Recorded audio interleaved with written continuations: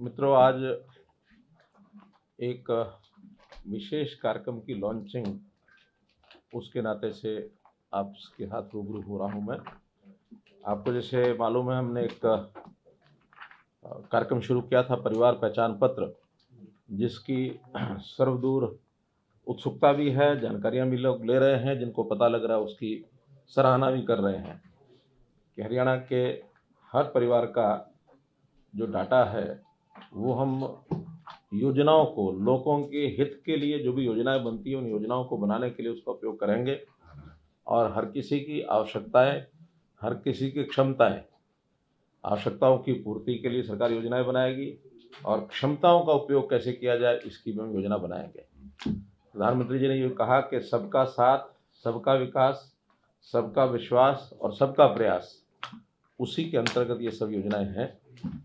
तो अभी जो उसमें एक योजना जो हमने घोषित की है, मुख्यमंत्री अंत्योदय परिवार उत्थान योजना, उसका हेतु ये है कि अपने समाज के जो परिवार कम आय वर्ग के हैं, जिनको हम सामान्यतः भाषा बोलते हैं वो गरीबी रेखा के नीचे हैं, ऐसे परिवारों की आय के साधन कैसे बढ़ाए जाए।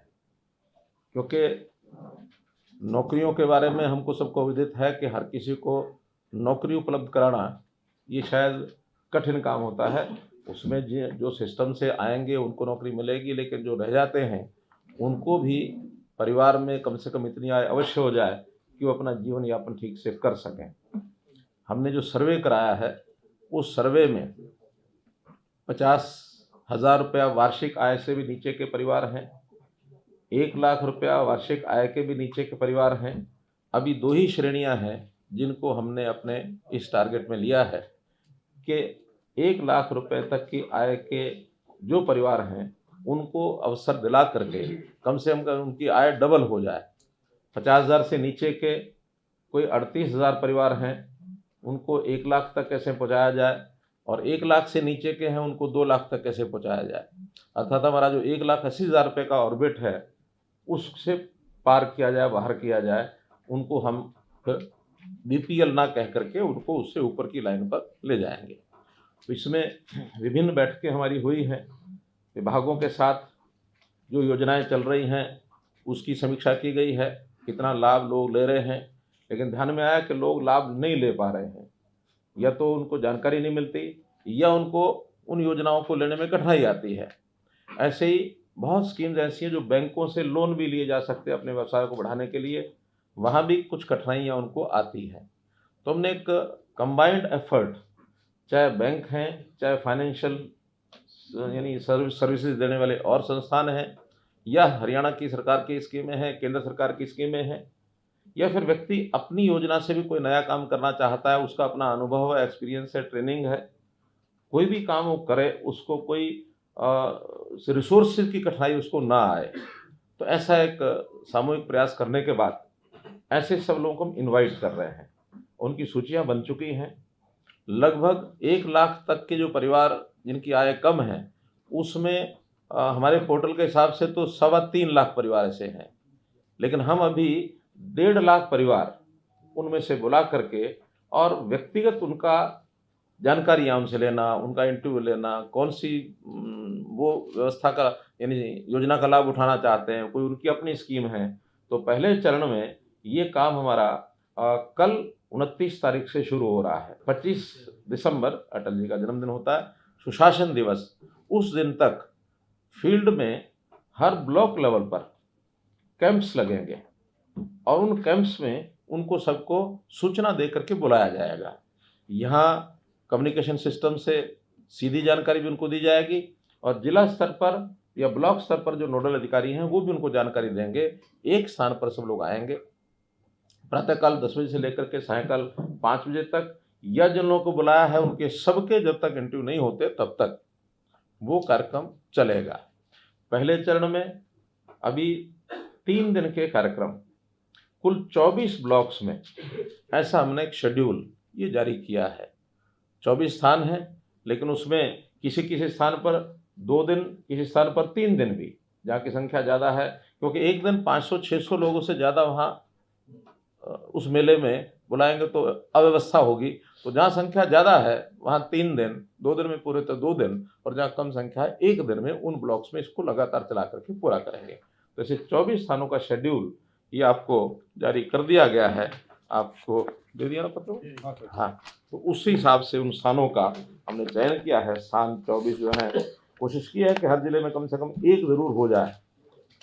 अम्बाला कैंट है, भिवानी, फिर फरीदाबाद कॉरपोरेशन है, फतेहाबाद एमसी है, जाखल, फिर फर्रुखाबाद, गुरुग्राम, सिसाई, हांसी और बास, झज्जर, जींद, कैथल, कुंजपुरा, थानेसर, नारनौल, नूंह, पलवल, कालका, पानीपत, बावल, रोहतक, सिरसा, गोहाना, बिलासपुर। तो ये कुछ स्थान हैं जहाँ पर ये सारे कार्यक्रम किए जाएंगे। इन स्थानों पर नोडल अधिकारी बना दिए गए हैं। एक प्रदेश स्तर का कोई भी IAS, IPS, IFS ऐसा अधिकारी वहाँ जाएगा। एक बार जिला स्तर पर भी नोडल अधिकारी DCs ने तय करके नाम भेजे हैं, वहाँ जिले में भी जो लोग हैं एक अधिकारी वो रहेगा। कुछ जो जनप्रतिनिधि हैं उनको भी सूचना हुई है, अपने अपने क्षेत्र में जो जनप्रतिनिधि भी जाना चाहे तो वो भी वहाँ जाएगा, दिन भर रहेगा। सोशल वर्कर, सोशल संस्थाएं जो इन कामों में सहयोग कर सकती हैं, ऐसी भी सूचना उनको दी गई है, वो भी ले जा करके कोई योजना में, क्योंकि जिस प्रकार के लोग आएंगे कई बार अपनी बात को ठीक से वो एक्सप्रेस नहीं कर पाते हैं, पढ़ाई लिखाई भी कम है, उनको योजनाओं का पता भी नहीं है, तो ऐसी सारी योजनाओं की सहायता करने के लिए इस प्रकार के सब लोग वहाँ उपस्थित रहेंगे। हमारी जो लोकल कमेटीज हमने बनाई हैं उनको भी सूचना दी गई है कि उनके लोग भी वहाँ उनके साथ रहें। अर्थात ये दिन भर एक मेला होगा। भले लाभार्थी यानी अपेक्षित जो हैं वो तो 500-600 ही हैं, लेकिन उनके साथ आने वाले लोग, सामाजिक कार्यकर्ता, फिर ये सेटअप के जो लोग हैं, कुल मिला करके शायद 500 की अगर जगह 1000 भी आ सकते हैं। तो दिन भर वो एक मेला टाइप ये कार्यक्रम होगा। प्रयोग है, इस प्रयोग में पहले 3 दिनों में कितनी हमें सफलता मिलेगी, कितनी हमको कठिनाइयाँ आएंगी, कितने नए सुझाव आएंगे, उनको भी साथ साथ हर दिन वहाँ से जो इन्फॉर्मेशन आएगी, फीडबैक आएगा, उसके हिसाब से नई चीज़ें क्या करनी है। तो इस 3 दिन के बाद नया शेड्यूल 1-2 दिन का गैप डाल करके फिर जारी किया जाएगा, ताकि इन सब को हम 25 दिसंबर तक पूरा कर सकें। 180 के आसपास ये सब स्थान हैं जहाँ ये सब कार्यक्रम जो हैं किए जाएंगे।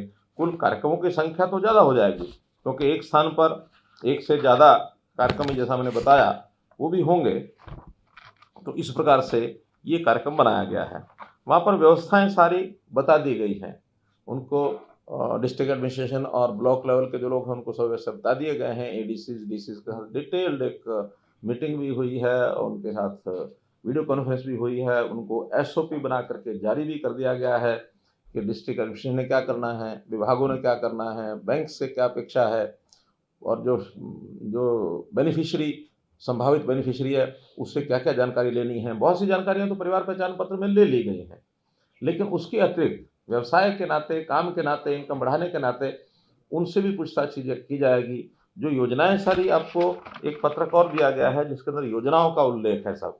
और इस योजनाओं में मैं अभी पढ़ रहा था, योजनाएं तो 50 से ऊपर लिखी हैं, लेकिन कुछ ऐसी हैं जो शायद व्यक्ति के लिए नहीं है, ग्राम के लिए हैं, बस्ती के लिए हैं, विभागों के लिए हैं। तो व्यक्तियों के लिए लगभग 42 योजनाएं ऐसी हैं जिसमें से व्यक्ति अपनी इनकम बढ़ा सकता है। तो उस प्रकार की ये सब योजनाएं दी गई हैं। इनके सब के वहाँ हर एक कैंप के बाहर कई कई जगह चार्ट लग जाएंगे। उन चार्ट्स को पढ़ेंगे, उसमें बेनिफिट यानी क्या मिलेगा उनको, लोन का मैक्सिमम लिमिट क्या है, और उसकी पात्रता क्या उसमें तय की गई है। अलग अलग वर्गों के लिए, जैसे SCs के लिए कुछ योजनाएं हैं, BCs के लिए योजनाएं हैं, महिलाओं के लिए हैं, दिव्यांगों के लिए हैं, गरीबी के हिसाब से कुछ हैं, कृषि की अलग हैं, उद्योग की अलग हैं, लघु उद्योग जो है MSME है उसकी अलग हैं, और स्किलिंग की योजनाएं अलग हैं। 3 महीने का स्किलिंग का कोर्स करने के बाद उनको कोई ना कोई व्यवसाय करने में आगे कैसी सुविधा मिलेगी। तो ऐसे एक मल्टीपल एक जिसको कहना चाहिए एक अफेयर्स, ये इसके अंदर बताए गए हैं। जाते ही व्यक्ति एक वेलकम डेस्क के ऊपर जाएगा, ताकि उसको कोई बात आगे कहाँ जाना है इसकी जानकारी नहीं है तो बता दी जाएगी। सब लिखित होगा तो भी एक वेलकम डेस्क होगा। उसके बाद 5-5 कम से कम 5-5 काउंसलिंग सेंटर्स होंगे। वो किसी भी एक काउंसलिंग सेंटर पर जाएगा, सब जानकारियाँ ली जाएंगी, उससे पूछताछ की जाएगी कि किस प्रकार का काम वो कर सकता है। कोई व्यक्ति खेती से जुड़ा कर सकता है, कोई पशुपालन की दृष्टि से कर सकता है, कोई मशरूम के नाते से कर सकता है, कोई दुकान बना सकता है, कोई सरकारी योजनाओं में योजना उसका लाभ उठा सकता है। तो उसी हिसाब से उन काउंटर्स पर भेजा जाएगा। उन काउंटर्स पर डिटेल्ड 5-6 लोग वहाँ रहेंगे, डिटेल्ड एक जानकारी उससे लेकर के उसको रिकमेंड किया जाएगा कि हाँ, ये काम ये कर सकता है। एक की बजाय 1, 2, 3 भी बताए जा सकते हैं, इन 3 में से भी कोई कर सकता है। वो फिर बैंक्स के काउंटर्स होंगे। उन बैंक के नोडल जो बैंक होंगे उस क्षेत्र के, कहीं 5 हैं, कहीं 6 हैं, ऐसे बैंक्स के सबके अपने-अपने काउंटर होंगे। वो फिर बारी-बारी से उनको भेजेंगे। अगर उस सामने वाले का कहीं बैंक अकाउंट है तो उस पर भेजा जाएगा, नहीं है तो किसी को भी काउंटर पर भेजा जाएगा। वो बैंक वाला उस सारे पत्रक को देख करके, और बैंक्स को हमने कहा है कि जहाँ कोई गारंटी की ज़रूरत नहीं है, तो कोई गारंटी आपने पूछनी नहीं है। बहुत सी योजनाएँ ऐसी हैं केंद्र सरकार की ओर से तय की गई हैं, बैंकों ने मानी हुई हैं कि इसकी कोई हमने कोलेटरल नहीं लेना, गारंटी नहीं लेनी है। केवल उसकी योग्यता ठीक होनी चाहिए, वो काम ठीक प्रकार से कर सकता है, ताकि एक विश्वास है कि वो अर्न करेगा और बैंक को वापस करेगा। अगर उसमें इतनी योग्यता ही नहीं है, तो शायद बैंक वाले उसको रिफ्यूज़ करते हैं। लेकिन वो सारा काम चूँकि हमारे डिपार्टमेंट सब उसमें जुड़े हैं, उसकी काउंसलिंग कर रहे हैं, और इतनी छलनी जो सारे सिस्टम के अंदर से निकाले जाएगी उस सारे विषय को, तो बैंक्स को सुविधा हो जाएगी। फिर बैंक्स को हमने कहा कि नहीं, जो हमने तय किया है या जो हमने रिकमेंड किया है, उसमें से कोई ना कोई एक काम का लोन आपने देना ही है। कुछ स्कीम्स ऐसी हैं, नई स्कीम्स मानो बन सकती होंगी, तो उसका अगर बैंक्स की ज़रूरत होगी, तो उसका जो गारंटी है, बैंक गारंटी, वो यानी गवर्नमेंट गारंटी देगी, ताकि कल को डिफ़ॉल्ट हो जाता है, कोई एनपीए ना हो, ताकि वो गवर्नमेंट की ओर से भी दिया जा सकता है। गवर्नमेंट के पास बहुत सी स्कीम्स ऐसी होती हैं जो हम ग्रांट भी देते हैं। तो हम ये सारी चीज़ें उसमें सब करने के बाद और उनको वहाँ भेजेंगे।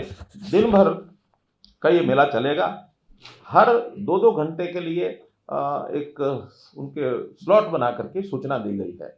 अगर मैंने 500 लोग बुलाए हैं, तो 2 घंटे में मानो 250 लोग बुलाए, या 100 लोग बुलाए, अगले 2 घंटे में 100 नहीं, मानो 5 स्लॉट 4 स्लॉट बनाए होंगे तो 180 के लगभग दिए हमने। तो उस हिसाब से 3 बजे तक का समय दिया ताकि 5 बजे तक समाप्त हो जाए। ऐसे 2-2 घंटे के स्लॉट बना के दिए। अब ये सारी प्रक्रिया होने के बाद में जाते समय एक काउंटर और रखा हमने फॉर्म जमा कराने का। एक फॉर्म रहेगा इसके साथ, वो फॉर्म सब जगह अपने-अपने कमेंट्स सबने लिखने हैं, लिख करके बैंक वाले भी लिखेंगे, और लास्ट में जो उसका फॉर्म जमा कराने का काउंटर, क्या नाम दिया उसका? Form submission desk. वहाँ वो सबमिशन करेगा, अपने साइन करेगा और चला जाएगा। इन सब का विश्लेषण करने के बाद बैंक्स के लोग, कुछ उनकी फॉर्मेलिटी होती हैं, जैसे कुछ सिबिल, बैंक के लोग उसको चेक करते हैं कि क्या इस व्यक्ति ने पहले तो कोई लोन नहीं लिया हुआ, उसमें डिफाल्टर तो नहीं है, बड़ा डिफाल्टर भी हो सकता है, छोटा भी हो सकता है, वो तो जानकारियाँ बैंक के सिविल से सिस्टम से मिलेंगी, उसको वो चेक करेंगे। अगर उसमें कोई छोटा-मोटा फॉल्ट है तो कल को सरकार को कोई योजना बनानी हो, बनाएँगे, लेकिन ये सब अगले 10 दिन तक बैंक की प्रोसेस चला करके उसमें निर्णय लेकर के, जब ये 25 तारीख तक कंप्लीट हो जाएगा सब, तो जनवरी में इनके सबके सेकंड कैंप लगेंगे, और सेकंड कैंप में जिनके लोन सैंक्शन, उनको लोन दे दिया जाएगा। जिनकी कठिनाई होगी, उस कठिनाई को दूर करने की कोई स्कीम सरकार को बनानी होगी, वो बनाएंगे, या कोई नई योजना अगले को देनी होगी। कोई मानो लगता है हमें भी इसको लोन देने की बजाय इसको तो कोई छोटा काम किसी प्राइवेट इंडस्ट्री के साथ ये लग करके काम कर सकता है, इसको सैलरी मिल जाए, या इसको अनपढ़ ही है, बिल्कुल मजदूरी का ही काम कर सकता है, तो मनरेगा का अंदर काम उसको दिलाया जा सकता है। तो बैंकों के अंदर कोई डिफ़ॉल्ट इस प्रकार का मिलता है तो उनको बिना लोन के भी उनकी इनकम कैसे बढ़ सकती है, इसकी योजना बनाई जाएगी। लेकिन जनवरी में इन सबको लोन दे दिए जाएंगे। तो इस सारे चरण में अभी 1.5 लाख परिवारों को बुलाया गया है।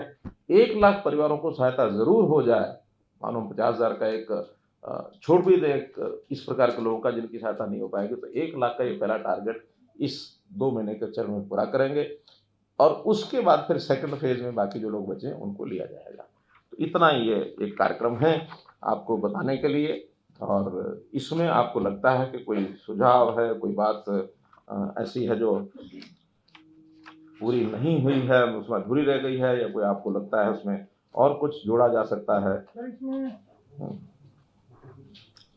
बोलिए। एक विषय ये है जैसे लास्ट ईयर और कोरोना का गया है, पड़ेगा कि 2 साल के अलावा उनका बैकग्राउंड और क्या, क्योंकि 2 साल में जब आमदनी में प्रभाव आया तो ऐसे नहीं मिल पाएगा उनको लोन, और बैंक बिना आपके कहे क्या कर रहे हैं, लेकिन वास्तविकता कुछ और है। जो लोग जा रहे हैं बड़े परेशान हो रहे हैं। नहीं, सिविल में तो केवल जिन्होंने पहले लोन लिया हुआ है तो 2 साल में और कमाई ना होने की वजह से सबका डिफॉल्ट हुए हैं, तो एक बार ये फिगर जब आएगी उसके बाद विचार करेंगे। उनको कोई छूट देनी है, कंसेशन देना है, तो करना तो विचार बाद में करेंगे। लेकिन आज की डेट में तो एक बार ये एनालिसिस सारा हो जाएगा, उसके बाद इसकी योजना होती जाएगी। नहीं, ठीक है, आपकी अच्छी बात है कि अच्छा काम करने वाला व्यक्ति भी किन्हीं कारणों से कोविड में तो बहुत लोगों के बिजनेस भी कम हो गए, उनके डिफॉल्ट भी हुए होंगे सब। हालांकि हमने कंसेशन भी बहुत दिए हैं, बहुत लोगों के इंटरेस्ट माफ़ किए हैं, बहुत लोगों की पेनल्टीज माफ़ की हैं। और कोई योजना हो सकता है बैंक ने ऐसी बनाई हो, नहीं बनाई तो बैंक को भी कहा जा सकता है कि ऐसे कोविड के कारण से। वैसे मैं कल किसी एक सज्जन से बातचीत कर रहा था, तो ऐसे ही छोटा काम वो करता है इस ब्याह शादी के विषय को लेकर के, तो कहता जी जितना कोविड में हमने नुकसान पाया था, ये पिछले 2 महीने में ही काफ़ी कुछ पूरा हो गया, और 2 महीने ऐसी सीजन चलता रहा तो हम कोविड वाला सारा ठीक कर लेंगे। 2 साल का सिबिल ठीक बात। 1 लाख बुलाएंगे उनको, कैसे रैंडम 1 लाख तक लिया है या उनको सिलेक्शन कैसे होती है? अभी सिलेक्शन नहीं, अभी तो जो भी 1 लाख से ऊपर के लोग हैं उनमें से जिनकी वेरिफिकेशन हो गई है, वो 3-3.5 लाख जो मैंने बताया उनकी भी वेरिफिकेशन चल रही है। वेरिफिकेशन होने में जिनका एक्चुअल में 1 लाख से कम है उनको हमने सबको बुला रहे हैं। 3-3.5 लाख के बाद बहुत लोगों की भी वेरिफिकेशन पूरी नहीं हुई है। वेरिफिकेशन होते होते हो सकता है 2 महीने में ये काम पूरा हो जाए, उसके बाद फिर 1-1.5 लाख और निकलेंगे। वो बुलाएंगे हम सबको, ये सहायता सबको देनी है। बैंक वालों से की ओर से कोई मनाही नहीं है, वो कहते हैं ठीक व्यक्ति को लोन देने की हमें कोई आपत्ति नहीं है, हमारा सारा। और कुल मिलाकर के कोई बहुत बड़ी अमाउंट जाएगी ऐसे नहीं। 1 लाख परिवारों को अगर ऑन एवरेज 1 लाख भी जाए, सबको 1 लाख की जरूरत भी नहीं होती, कोई तो 10,000 से 20,000, 30,000, 40,000 इतना लोन भी लेते हैं, तो कोई 2 लाख 3 लाख भी ले सकते हैं। अगर एवरेज 1 लाख हो और 1 लाख परिवारों को दिया जाए तो सिर्फ 1,000 करोड़ जाता है। और 1,000 करोड़ यानी 40 बैंक हैं हरियाणा में छोटे बड़े, एवरेज तो 25 करोड़ रुपया जाता है, तो बैंक के लिए कोई बहुत बड़ी बात नहीं है। तो ये वो तो कहते हैं और इससे डबल भी लाएंगे। हमारा पैसा तो डूबना नहीं चाहिए, एनपीए नहीं होना चाहिए, उनको एक ही गारंटी चाहिए, पैसा जितना मर्जी दिला सकते हैं उनको। सरकार की परिवार उत्थान योजना जो आपकी है, ये परिवार पहचान पत्र के डाटा के साथ जुड़ी हुई है। परिवार पहचान पत्र की आईडी अभी तक प्रदेश में कितनी बन चुकी है सर? 8 लाख के आईडी कितनी आईडी बन चुकी है, और अभी भी कुछ लोग परिवार पहचान पत्र नहीं बनवा रहे हैं, तो कारण क्या है सर? कुछ लोगों में ये जो डर है कि अगर हमें परिवार पहचान पत्र बनाए तो हमारे इनकम सोर्स का पता लगेगा, हमें सरकार से कोई बुढ़ापा पेंशन या कोई सुविधा मिल रही है वो बंद हो जाएगी, तो ये इस तरीके की भ्रांति है। नहीं, आप जो कह रहे हैं उसमें कोई गलती भी नहीं है, और उसमें कोई हमारा गलत उद्देश्य भी नहीं है। आखिर सब जानकारियां सरकार के पास होनी ही चाहिए। कोई व्यक्ति अच्छा पैसा कमा रहा है और उसको छुपा करके और सरकार की योजना का लाभ ले रहा है, तो वो ले रहा है, इसका इनडायरेक्टली असर क्या जा रहा है कि जिसको मिलना चाहिए उसको नहीं मिल रहा है, किसी का हिस्सा मारेगा खुद लेगा। तो ये चीजें हमको एक उसकी उद्देश्य अल्टीमेटली तो ये है ही है कि पात्र व्यक्ति योजनाओं का लाभ ले, अपात्र व्यक्ति न ले। तो इसलिए वो बहुत सारी समस्याओं का धीरे धीरे पटाक्षेप हो रहा है। बहुत ऐसे विषय हमने देखा है कि जब जीएसटी का इरा शुरू हुआ था तो जीएसटी लोगों ने क्यों उसका विरोध किया था, यही कि सारी चीज़ें बतानी पड़ेंगी। अब वो उस समय विरोध करने वालों ने किया, लेकिन जीएसटी लागू हो गया, आज वही लोग प्रसन्न हैं, वही लोग कहते नहीं अच्छा हो गया, 2 भैया नहीं बनानी पड़ती, एक ही वही से काम चल जाता है। तो इसलिए ये शुद्धता जीवन में आनी चाहिए। अब इसमें आएगी सहज सहज। अगर हम कोई दंडात्मक कार्रवाइयाँ शुरू कर देते हैं तो फिर तो जनता में रोष ज़्यादा आता है। अब उनका भय है जब चीज़ें अच्छी शुरू हो जाएंगी तो उसमें से लोगों को चयन करना पड़ेगा कि ये अच्छा है कि ये अच्छा है। तो अच्छा तो निश्चित रूप से परिवार पहचान पत्र के साथ, और ये परिवार पहचान पत्र के साथ जुड़ के ही ये सारी बातें चलेंगी, उसमें ही सारा डाटा मिलेगा। इनकम वेरिफिकेशन भी उसी में से होगी, परिवार के कितने सदस्य हैं, कौन कौन पढ़े लिखे हैं, कौन क्या काम कर सकते हैं, वो सारी चीज़ें, पहले से व्यवसाय क्या है, पैतृक व्यवसाय के हिसाब से भी कई बार पता लगता है कि जैसे मानो पिता किसान हैं, बेटा अभी बेरोजगार है, तो कृषि से जुड़े काम वो आज बहुत आसानी से कर सकता है, और कम से कम 15-20 योजनाएं तो ऐसी हैं जो कृषि से जुड़ी हुई है। आज थोड़ा विमुख होता जा रहा है क्योंकि उस प्रकार का खेत में हल चलाने की उसका मन करता नहीं है, उसको लगता है कोई आसान काम मिले। लेकिन जैसे नए नए काम शुरू हो गए हैं, मशरूम फार्मिंग है, फिशरीज है, पशु पालन का काम है, या इसी प्रकार के पिगरी है, फ्लावर की मार्केट है, पोल्ट्री है, ये सारी चीज़ें अब खेती के साथ जुड़ रही हैं। तो ऐसे फूड प्रोसेसिंग के छोटे छोटे काम हैं, इनको सबको काम करने से व्यक्ति आज 15-20 हज़ार रुपया महीने का कमाना बहुत कठिन नहीं है। अगले का मन बढ़ना चाहिए, उसको थोड़ी ट्रेनिंग होनी चाहिए, उसका एक विश्वास बढ़ना चाहिए। अभी विश्वास में कमी है, मैं काम करूंगा तो पता नहीं फेल ना हो जाऊं, पता नहीं घाटा ना हो जाए। तो ऐसे कामों की और अभी तो कई बार क्या है, व्यक्ति हार करके उसको करता है कि जब 30-35 साल का हो जाता है ना, अभी अब नौकरी का तो गुंजाइश बची नहीं, चलो कुछ ना कुछ कर लो। हमारा तो कहना है कि एंटरप्रेन्योरशिप ये शुरू में ही 20-25 साल के अंदर जिस प्रकार की नौजवान के अंदर क्षमता होती है, उसमें एंटरप्रेन्योरशिप की भावना आ जाए, बहुत छोटे छोटे काम करके बहुत लोग आगे बढ़ गए। अब ये स्टार्टअप योजना जो शुरू की गई है, स्टार्टअप योजना का मतलब ये है कि भी कहीं से भी स्टार्ट करो, छोटे काम से शुरू करो। स्टैंड अप इंडिया जो शुरू किया, अनुसूचित जाति के लोगों को, इनको खड़ा करना है तो इनको कुछ सहायता करो। सर, वृद्ध अवस्था पेंशन का परिवार पहचान पत्र में कुछ आंकड़ा निकल कर आया कि कितने लोग ऐसे हैं जो अभी आज तो इनकम बढ़ाने की बात करो। सर, कुछ ऐसे परिवार हैं जो बागड़ी लोहार हैं, बेघर हैं, इनके आज तक मकान नहीं है, क्या उन लोगों की पहचान परिवार पहचान पत्र बन पाएंगे, वो स्कीम में आएंगे? बन पाएंगे। मकान अपना नहीं भी कहीं एक जगह है, बच्चे पढ़ते होंगे, कोई उन्होंने राशन कार्ड बनवा रखा होगा, यानी 4-5 साल से अगर वो यहाँ रहता है और उसका कोई भी प्रमाण है तो उसका परिवार पहचान पत्र बनेगा। 5 साल से कम का भी है तो उसके लिए अलग से हम टेम्परेरी रजिस्ट्रेशन दे रहे हैं कि 5 साल पूरे होते ही जब ये यहीं टिका रहेगा, फिर नहीं चला जाएगा, तो बन जाएगा। सर, सरकार की मंशा तो बिल्कुल सही रहती है योजनाएं बनाने के वक्त, लेकिन अभी जैसे आप बता रहे हैं कि परिवार पहचान पत्र जो बन रहा है, इससे जैसे वृद्धावस्था पेंशन की बात करी है इन्होंने, उसमें बहुत सारे लोग ऐसे भी हैं जिनकी इनकम अच्छी है और पेंशन सरकार से नौकरी के बावजूद भी ले रहे हैं और पेंशन भी ले रहे हैं। वेरिफिकेशन जो चल रही है इनकम की, वो ठीक से हो रही है, कहीं दिक्कत नहीं है। मैंने, क्योंकि अब लिखने में तो जो मर्जी लिखा दे, सेल्फ डिक्लेयर्ड है। एक परिवार ने लिखा है कि उसकी 96,000 रुपया साल की इनकम है। अब वो 96 इसलिए विश्वसनीय आंकड़ा बन जाता है, कई बार वो बांटा वाले 4 रुपये 95 पैसे 32 रुपये 95 पैसे लिखते, तो उन्होंने लिखा 96,000 रुपये इनकम है। अब संयोग से कभी कभी मैं फ़ोन कर लेता हूँ, अब उसके सामने लिखा हुआ क्या है कि सेंट्रल गवर्नमेंट एम्प्लाई, माथा ठन का भी सेंट्रल गवर्नमेंट एम्प्लाई 96,000 का मतलब क्या? मैंने उठा करके जो टेलीफोन नंबर लिखा उस व्यक्ति का, उसको फ़ोन मार दिया। कौन बोल रहे हैं, नाम पूछ लिया कि हम बोल रहा हूँ, आप कौन बोल रहे हैं? मैं कहा मैं सीएम ऑफिस से उनका आदमी बोल रहा हूँ। मैं सीएम बोल रहा हूँ, ये तो नहीं कह सकता, अनजान आदमी आपको करूँगा तो आप पहचान लेंगे, लेकिन वो कोई गांव में बैठा है, इधर बैठा है, सब पहचानेंगे, संभव नहीं है। खैर, सामने वाले ने कहा कि, मैंने कहा क्या करते हैं? कि जी मैं सीआरपीएफ में हूँ। सीआरपीएफ में हूँ तो कहाँ ड्यूटी है आज, अभी कहाँ से बोल रहे हैं? कि मैं घर आया हूँ, छुट्टी हूँ। मैंने कहा आपका परिवार पहचान पत्र बन गया? कि नहीं, मेरा आधार कार्ड तो बना हुआ है। परिवार पहचान पत्र में तो डाटा मेरे पास था सारा, उसके परिवार के सदस्य ये हैं, वो है, सारा वो सेंट्रल गवर्नमेंट एम्प्लाई है। लगता है कि किसी परिवार के दूसरे सदस्य ने बनवा दिया, उसको पता ही नहीं है। मैंने कहा तुम्हारी सैलरी कितनी है? कि जी 60,000 रुपये महीना। अब 7,20,000 रुपये उसकी सैलरी है साल की।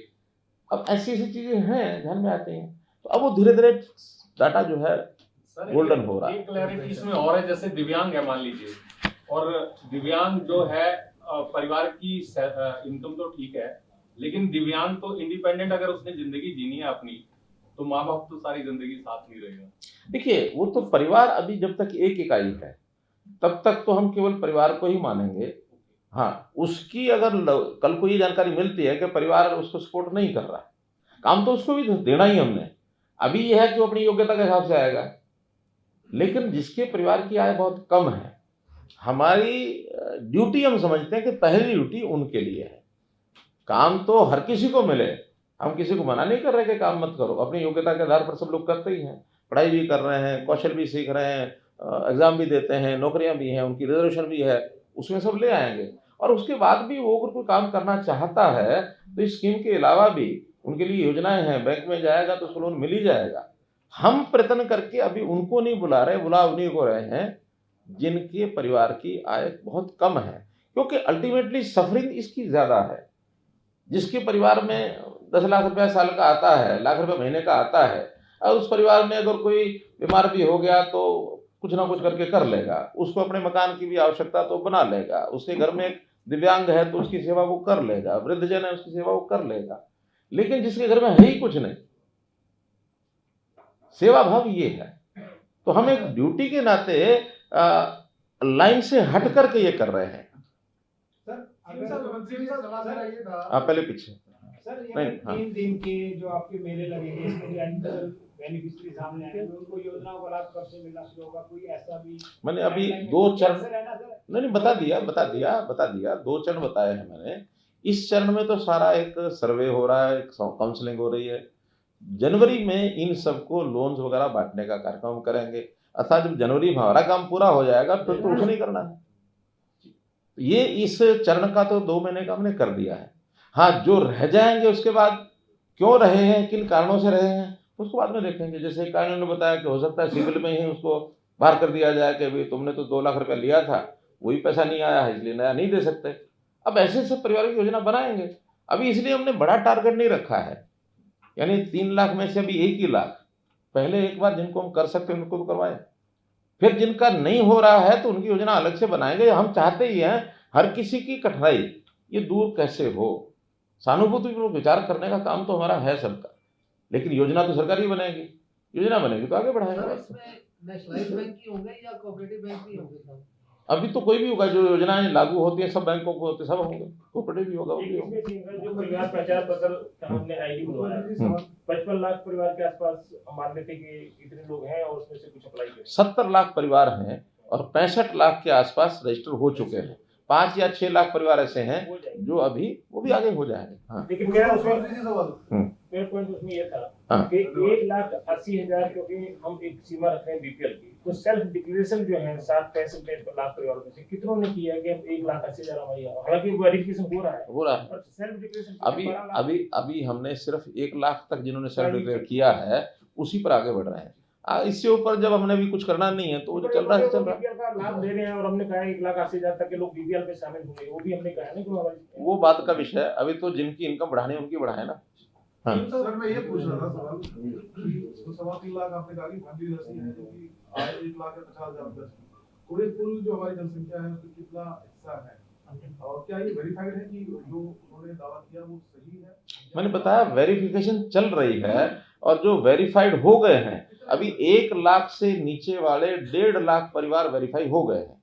जिन 1.5 लाख को हम बुला रहे हैं अभी वेरिफिकेशन का काम चल रहा है, लेकिन वो कुल जो 1 लाख से नीचे वाले जिन्होंने रजिस्टर कराया है वो 3.25 लाख के ऊपर है। तो ये बहुत बड़ा हिस्सा नहीं है जनसंख्या का, गरीबी रेखा से नीचे नहीं, देखिए कुल मिला के परिवार 70 लाख परिवार है, तो उसमें हिसाब से 3 लाख देखा जाए बहुत बड़ा नहीं है। कल ये आंकड़ा छपा है कि 12% लोग हमारे हरियाणा के वो गरीबी रेखा से नीचे हैं। क्या 12 पॉइंट समथिंग जी? हाँ, कल ही छपा ये नीति आयोग ने छापा। तो नीति आयोग के अपने सर्वे के सिस्टम रहते हैं, उन्होंने छापा। राष्ट्रीय औसत से कितना सर उसके बराबर? राष्ट्रीय का तो बहुत ज्यादा है, राष्ट्रीय ज्यादा होगा। हमारा हरियाणा स्टेट कंपैरेटिवली बाकी स्टेट्स की तुलना में अच्छा है। सीएम साहब, प्रत्येक जिले में मेले का आयोजन किया जा रहा है, प्रत्येक ब्लॉक में तो कुछ जगह ऐसी होंगी दूर दराज के लोग होंगे तो उनको लाने और ले जाने की सुविधा सरकार अभी कोई ऐसी योजना नहीं है। अभी तो बुला रहे हैं, और एक ब्लॉक केंद्र ऐसा नहीं होता कि कोई आते जाते नहीं है। सामान्य भाई ब्लॉक में 20-30 किलोमीटर में ब्लॉक होता है, सेंटर में आएगा तो 10 किलोमीटर 15 किलोमीटर। इतनी भी स्थिति आज नहीं है किसी की कि वो 10-15 किलोमीटर जा करके कहीं नहीं जाता, अपने निजी कामों से जाते ही हैं लोग। वैसे ही उसको स्वरोजगार के लिए प्रेरित करें तो चल के तो आएगा, वो तो आएगा यार, उसको लाभ दे रहा है। और ऐसी अगर बहुत छोटी छोटी चीजों में पड़ेंगे तो फिर उसकी सीमा नहीं होगी। सर 12% की अगर बात करें जो भी आप बता रहे हो, आपके कार्यकाल के दौरान ये घटा है या बढ़ा है? अभी तो डाटा नीति आयोग का भी आया है, और पहले क्या हुआ है आगे जरूर कम करेंगे, हम निश्चित करेंगे। सर एक सवाल है, जिस तरीके से आप लोन देने की बात कर रहे हैं, तो जिनको लोन मिलेगा क्या उनके फर्स्ट 6 मंथ का ईएमआई जो होगी वो वेव ऑफ होगी या नहीं होगी? बिकॉज ये लोग पहले से ही हैंड टू माउथ है। अब जिसकी 1 लाख तनख्वाह है, सालाना इनकम है, अब वो 8,000 9,000 इसमें कमा रहा है। अब वो 6 महीने तक अगर उसको वेव ऑफ होता है, उसके बाद कुछ पैसा, कुछ आमदनी जुड़ेगी। अच्छा, बहुत सारी स्कीमें पहले ऐसी बनी हैं, उसमें से आदमी बढ़ता नहीं है आगे। यानी जब उसकी ट्रेनिंग हम करा रहे हैं और फिर इनकी लगातार काउंसलिंग करेंगे। आज लोन देने के बाद भी सब परिवारों को काउंसलिंग, कि उसको ये काम करने के लिए कहा था, काउंसलिंग हुई थी, तो हम उस सारा नेटवर्क में उसको लाएंगे ताकि उसके काम का ध्यान भी रख सके। आज क्या होता है, परिवार की फाइनेंशियल मैनेजमेंट ये अच्छी नहीं है, कमाई कम है ऐसा नहीं है। इनको जो लोन पे जो रेट ऑफ इंटरेस्ट है वो क्या रियायती होगा? कुछ स्कीमें ऐसी हैं जिनमें रियायती है, उसमें सबवेंशन है। कई बार जैसे बैंकों का 7% हो तो उसमें केंद्र सरकार का 3% फ्री होता है। कई जगह पर हमने भी 4% फ्री किया है। वो स्कीम पर डिपेंड करता है। लेकिन इसके लिए कुछ और भी सोचना होगा तो सोचेंगे, कोई दिक्कत नहीं है। हम चाहते हैं कि व्यक्ति की, परिवार की इनकम बढ़े और कैसे वो 1,80,000 से बाहर निकले। तो उसके लिए गरीबों के लिए हर प्रकार की योजनाएं बना सकते हैं। कोई सुझाव किसी का आएगा तो विचार करें।